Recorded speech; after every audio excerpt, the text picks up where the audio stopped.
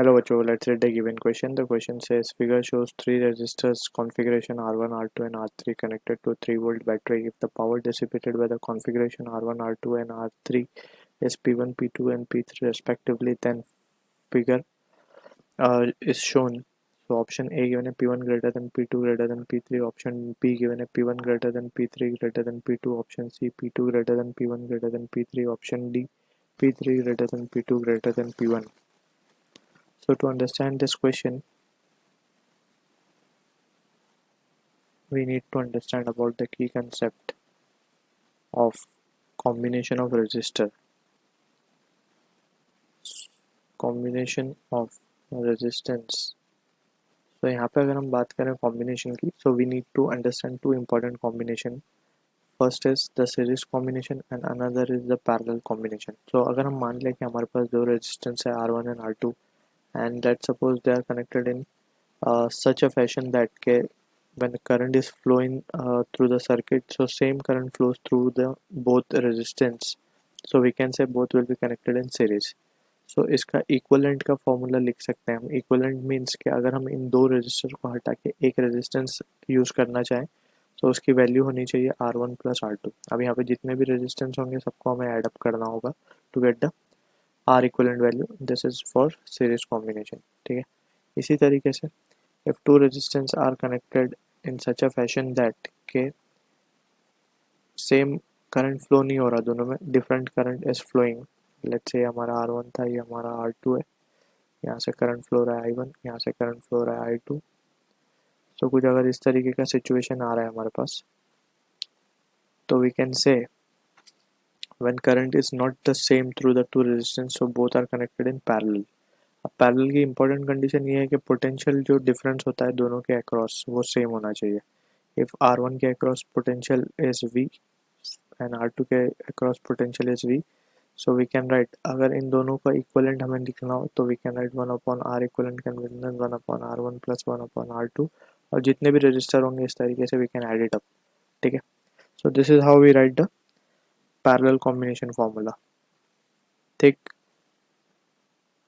अब यही principle we will be using in the section given and will try to analyse the situation. तो first part में अगर हम देखें ध्यान से, अगर कॉम्बिनेशन एक्चुअली थोड़ा सा डिफरेंट है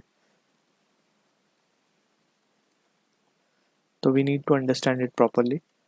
इसको हम थोड़ा सा टिल्ट करके बना लेते हैं.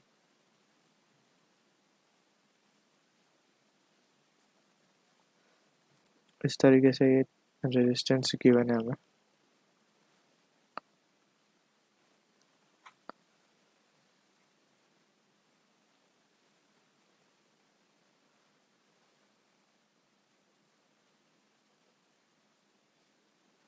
हमें बेसिकली फाइंड करना है पावर डिसिपेटेड किस में ज़्यादा होगा सर्किट में, राइट. और सब ये 1 ओम है, 1 1 1 1.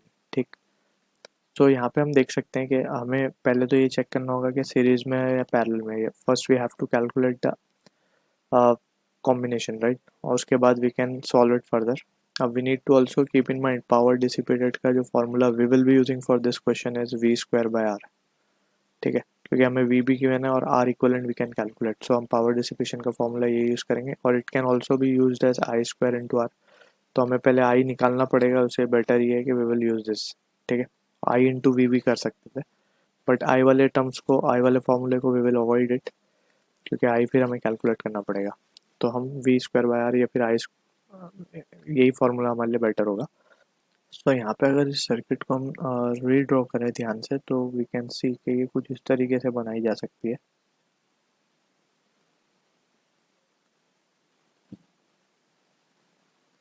राइट. अब ये जो एक स्पेसिफिक पैटर्न है जिस पे हम देख सकते हैं इसको बना हुआ, तो इसे हम कहते हैं Wheatstone network. Right. Wheatstone network में बेसिकली होता ये है कि लेट्स सपोज ये हमारा R1 है, ये हमारा R2 है, ये हमारा R3 है, ये हमारा R4 है. If R1/R2 comes out to be R3/R4, so in that situation we see कि जो सेंटर वाली ब्रांच होती है उसमें कोई करंट फ्लो नहीं होता. तो दैट मीन्स के लेट्स सपोज यहाँ पे करंट फ्लो हो रहा है I, तो we will say I will be 0, और in that situation we can say कि ये नेटवर्क हमारा है ही नहीं बीच वाला. ठीक है ना, कुछ इस तरीके से वी कैन सी इट। ठीक, तो बीच वाला सेक्शन है ही नहीं, it is as if it is an open circuit. तो ये चीज़ हमें यहाँ पे याद रखनी है। ठीक है, तो यहाँ पे अब हम देख सकते हैं ऊपर वाले दोनों पैरेलल सीरीज में आ जाएंगे, नीचे वाले दोनों सीरीज में आ जाएंगे and the circuit will be something like this. तो ऊपर हो जाएगा 2 ओम, नीचे हो जाएगा 2 ओम टुगेदर। अब ये दोनों को हमें जस्ट पैरेलल में लगाना है। पैरेलल कॉम्बिनेशन क्या आएगा इसका, R equivalent equals to, by using this result it can be written as 2 to the 4, 4 upon 4 will be 1 ohm. तो ये इसका आर इक्वलेंट हमें मिल रहा है 1 ओम। तो पावर डिसिपेटेड क्या आ जाएगा इसका, P1 हमें ये गिवन है, power dissipated by the configure. P1 क्या आएगा हमारे पास, V square by R. V square हमें कितना गिवन है, 3 स्क्वायर अपॉन आर इक्वलेंट यानी 1, यानी कि ये आ जाएगा 9 वॉट। ठीक है, तो ये हो गया फर्स्ट पार्ट के लिए। अब हमें सेकंड के लिए चेक करना है। सेकंड को अगर हम केयरफुली देखें ध्यान से, so we can use the series parallel combination directly over here. अच्छा, उससे पहले एक चीज़ और हमें यहाँ पे समझनी होगी व्हीटस्टोन नेटवर्क के रिगार्डिंग है। व्हीटस्टोन नेटवर्क में basically we need to understand कि जब करंट एंटर होता है लूप के अंदर, सो वो 2 पार्ट में डिवाइड हो जाता है। ठीक है ना, तो ये basic understanding we need to have, else we can see कि ये हमें सेकंड वाला भी व्हीटस्टोन नेटवर्क की तरह दिख तो रहा है, लेकिन वो व्हीटस्टोन नेटवर्क है नहीं, क्योंकि हम यहाँ पे देख सकते हैं जब यहाँ से करंट निकलेगा सर्किट में से तो वो 3 सेक्शंस में डिवाइड हो रहा है यहाँ पे, right. So it is not a Wheatstone network. ठीक है, व्हीटस्टोन में करंट जो आता है लूप के अंदर वो 2 पार्ट में डिवाइड होता है। ठीक है, तो वो चीज़ हमें याद रखनी है। तो ये नॉर्मल ऊपर के दोनों सीरीज में, नीचे के दोनों सीरीज में, बीच के साथ ये पैरेलल में, सो इसका जो कॉम्बिनेशन बनेगा कुछ इस तरीके से बनेगा। ऊपर वाले दोनों सीरीज में तो सिंपली ऐड हो जाएंगे, बीच वाला तो है ही 1 ओम का, नीचे भी 2 ओम का हो जाएगा। सो ये 1 ओम, ये है 2 ओम। अब ये तीनों ही पैरेलल में, so we can write 1 upon R equivalent can be written as 1 upon R one, यानी 1 upon 2 plus 1 upon 2 plus 1 upon 1, यानी कि ये हो जाएगा 1 प्लस 1 यानी कि 2 ओम। ठीक है, तो आर इक्वलेंट क्या आ जाएगा हमारे पास, ये तो 2 हो गया, तो आर इक्वलेंट विल बी 1/2। ठीक है, अब ये चीज़ हो गई हमारे पास। अब इसके बाद पावर निकाल सकते हैं यहाँ से, power P2 can be written as V square यानी कि 3 square upon R. Again R को हम देखें यहाँ से तो इट विल बी 1/2 का स्क्वायर। ठीक है ना, तो यहाँ पे वैल्यू आ जाएगी हमारे पास 9 4 ज़ा 36 वाट। ठीक है, हम डायरेक्टली भी हम ये चीज़ समझ सकते हैं क्योंकि वोल्टेज सोर्स तीनों में सेम दिए हुए, तो P will be inversely proportional to resistance.